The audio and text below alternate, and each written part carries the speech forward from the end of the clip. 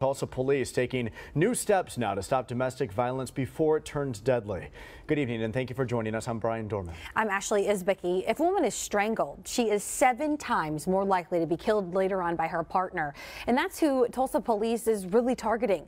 News on 6's Amy Kaufman joins us now with the progress the department is making. Amy? Ashley and Brian, not only is TPD continuing to put more suspects behind bars, but they're also continuing to get more victims to walk in the door. So now, since they've got a good grasp on Tulsa, the Tulsa area, they're expanding to other departments. Before, what would happen is a lot of times officers would go to a call if a victim had said they'd been strangled and they didn't have visible injuries. A report would be made and that'd be about it. Last year there were 11 domestic homicides. So when Sergeant Clay Asbill took over the family violence unit, he aimed to expand services to domestic strangulation victims so they don't become another statistic.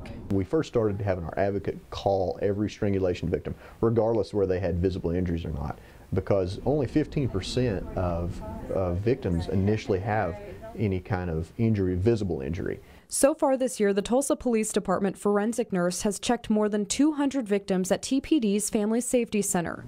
The nurse is able to check victims out for various injuries. That's one of the things of non-fatal strangulation is you can have strokes, brain damage, long-term effects that I think in the past law enforcement in general has not caught. Now Sergeant Asbill is working to expand his efforts. Broken Arrow, Jenks, Bigsby, and other area departments have said they would partner with TPD in this initiative. Whatever we do affects them and whatever they do affects us, because we deal with some of the same victims, a lot of the same suspects. Because any way they can help prevents another person from becoming a statistic. We're swinging for the fences on this, and that's what we should be doing, trying to lower that. Now at the Family Safety Center, there is no cost for any service, and they also do have people on hand if you do need to fill out a protective order, and we have more on their services at newson6.com.